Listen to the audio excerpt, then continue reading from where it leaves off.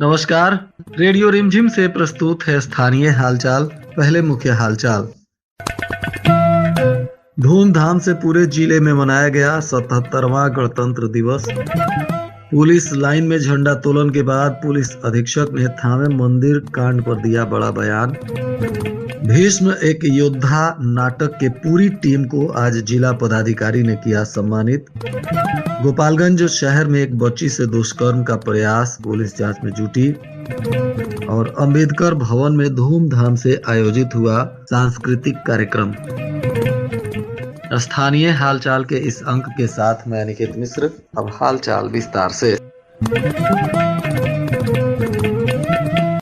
आज पूरे जिले में धूमधाम से 77वां गणतंत्र दिवस कार्यक्रम मनाया गया। इस दौरान मुख्य समारोह गोपालगंज शहर के मिंज स्टेडियम में आयोजित हुआ, जहां जिले के प्रभारी मंत्री नारायण प्रसाद ने झंडा तोलन किया। इसके बाद जिले में चल रही विकास कार्यों से जनता को अवगत कराते हुए एक एक बिंदुओं पर जानकारी दी गई। इस अवसर पर जिले के तमाम वरिष्ठ पदाधिकारी, पुलिस अधीक्षक विनय तिवारी और विधान परिषद के सदस्य राजीव कुमार गप्पू बाबू भी मौजूद रहे। झंडा फहराने के बाद प्रभारी मंत्री ने कहा, तथा इस जिले के भी प्रगति के पथ पर कई उपलब्धियां हासिल है।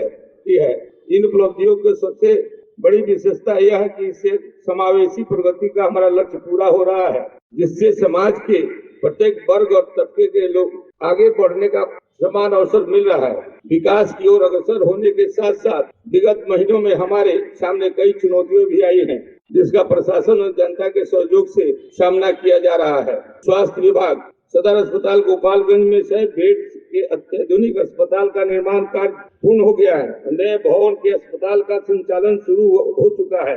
हथुआ में नए राम दुलारी कुंवर अनुमंडल अस्पताल हथुआ के भवन का निर्माण कार्य प्रारंभ कर दिया गया है। गोपालगंज जिले के विभिन्न प्रखंडों में 25 हेल्थ एंड वेलनेस सेंटर का शिलान्यास किया गया है, जहाँ शीघ्र ही कार्य प्रारंभ कर दिया जाएगा। मद्य निषेध बिहार में दिनांक 1/4/2016 को से मद्य निषेध के तहत अवैध शराब कारोबारियों के विरुद्ध दर्ज 84 वादों में कुल 100 अभियुक्तों को सजा सुनाई जा चुकी है।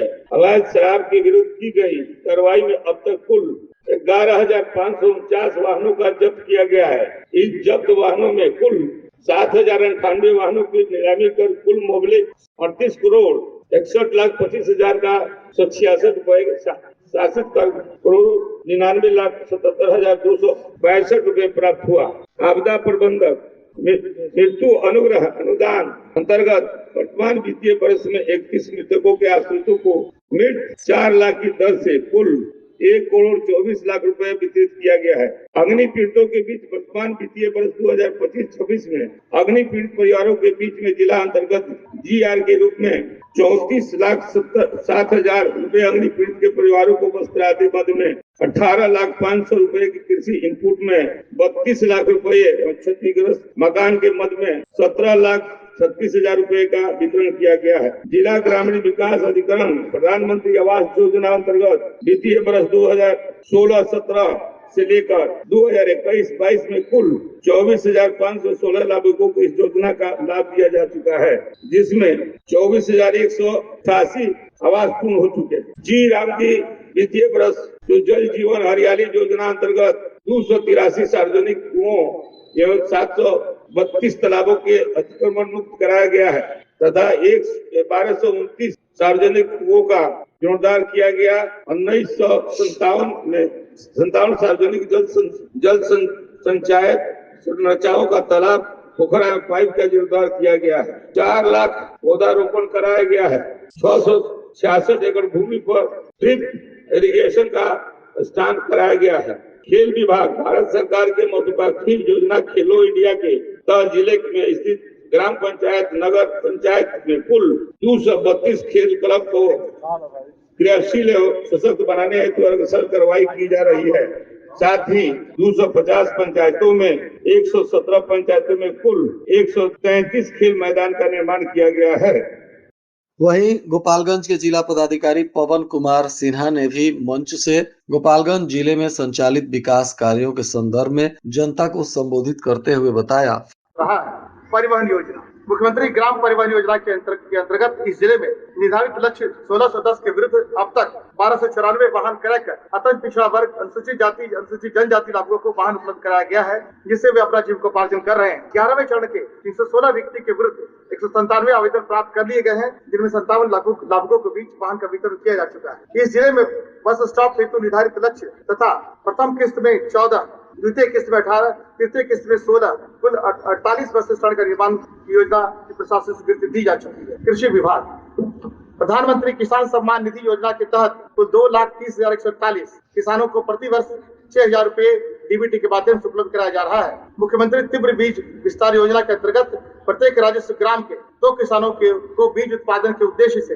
गेहूं का आधार बीज 90% अनुदान पर कुल 623.60 क्विंटल धान बीज 3,104 किसानों के बीच वितरण किया गया है। बीज ग्राम योजना अंतर्गत इस जिले में 14 प्रखंडों में गेहूं बीज उत्पादन के लिए 50% अनुदानित दर पर कुल 1,894.400 क्विंटल गेहूं बीज और 20,352 किसानों के बीच वितरण किया जा चुका है। सहकारिता विभाग बिहार राज्य फसल योजना अंतर्गत रबी 2024-25 अंतर्गत कुल 11,358 किसानों के निबंधन के उपरांत 370 किसानों का सत्यापन किया गया है तथा भुगतान की कार्रवाई प्रक्रियाधीन है। धान अधिप्राप्ति वर्ष 2025-26 में किसानों से धान अधिप्राप्ति कार्यक्रम के अंतर्गत 2,562 किसानों से कुल 20,384.422 मीट्रिक टन धान खरीद की गई है एवं सभी किसानों को उनके बैंक खातों में ससमय राशि का भुगतान किया जा रहा है। बिहार राज्य सब्जी प्रसंस्करण एवं विपणन योजना के अंतर्गत जिले के सभी 14 प्रखंडों एवं 14 प्राथमिक सब्जी उत्पादक सहयोग समिति का गठन किया गया है, जिसमें 13 समितियां व्यवसायरत हैं। अभी तक समिति का कुल 1,761.60 एमटी सब्जी किसानों से खरीद कर ली गई है तथा 255.58 लाख की राशि का भुगतान किया गया है। इसके बाद पुलिस अधीक्षक विनय तिवारी ने भी पुलिस लाइन में झंडा फहराया, यहाँ परेड की सलामी ली और बेहतर करने वाले पुलिस कर्मियों को सम्मानित भी किया गया। इस अवसर पर मंच से जनता को संबोधित करते हुए पुलिस अधीक्षक विनय तिवारी का अद्भुत स्पीच वायरल हो रहा है। उन्होंने मंच से जहां पुलिस कर्मियों को आवश्यक दिशा निर्देश दिया तो वहीं जनता से भी अपील की। उन्होंने कहा, शुरू करने के पहले मैं आज सुबह से गणतंत्र दिवस के अवसर पर जो परेड की जा रही है, डीएपी पुरुष, डीएपी महिला, होमगार्ड बटालियन और सामने उपस्थित तीनों प्लाटून को, एक एक कर्मी को और उनके सभी प्लाटून के कमांडर को, 2IC को और परेड कमांडर को बहुत बहुत बधाई देता हूं। उन्होंने आज एक उत्कृष्ट परेड का आयोजन किया। डीएसपी लाइन भी बधाई के पात्र हैं कि पुलिस लाइन में कम समय के बावजूद सीमित संसाधनों में काम करते हुए भी आपने उत्कृष्ट परेड का आज उदाहरण पेश किया है। इसके लिए मैं डीएसपी लाइन को आदेश देता हूं कि होगी ताकि हमारे सभी जवानों, सभी कर्मियों का वेलफेयर सुनिश्चित हो सके।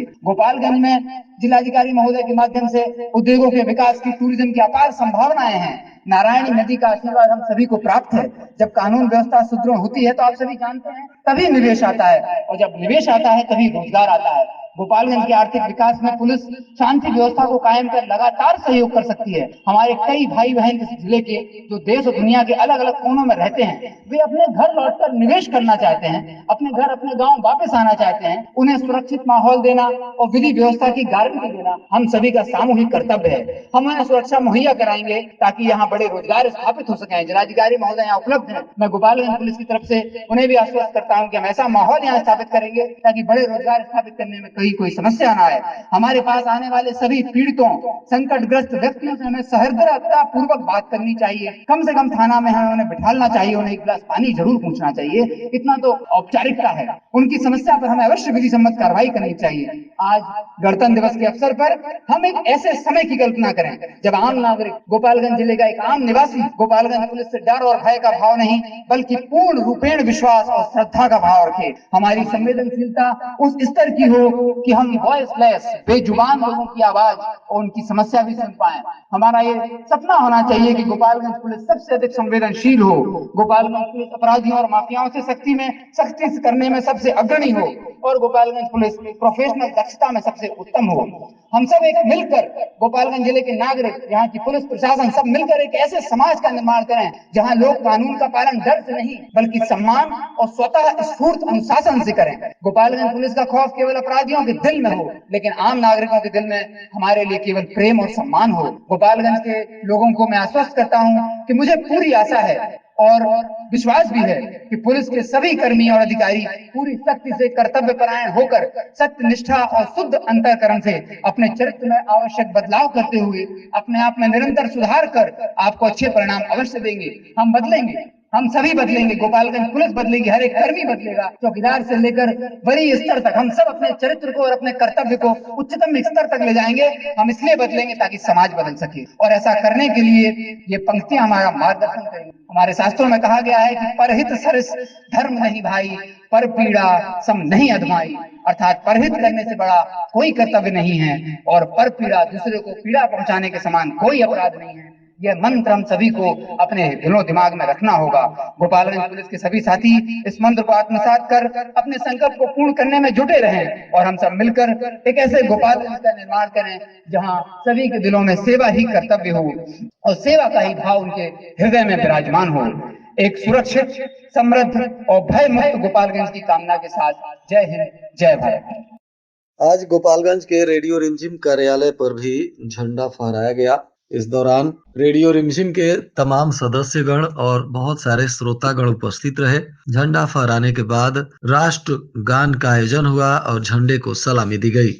वसंत उत्सव पर आयोजित भीष्म एक योद्धा डिजिटल नाटक को लेकर आज जिला पदाधिकारी पवन कुमार सिन्हा ने नाटक के सभी सदस्यों को अंबेडकर भवन में सांस्कृतिक कार्यक्रम के दौरान प्रशस्ति पत्र देकर सम्मानित किया। इस नाटक के निर्देशक अनिकेत मिश्रा, लेखक धनंजय चौबे और लगभग 2 दर्जन से अधिक कलाकार जिला पदाधिकारी के हाथों प्रशस्ति पत्र पाकर जिला प्रशासन को बधाई और धन्यवाद दे रहे थे।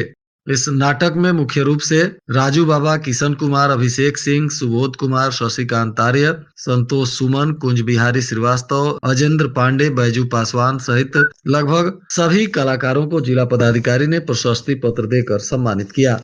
रविवार की देर शाम गोपालगंज शहर में एक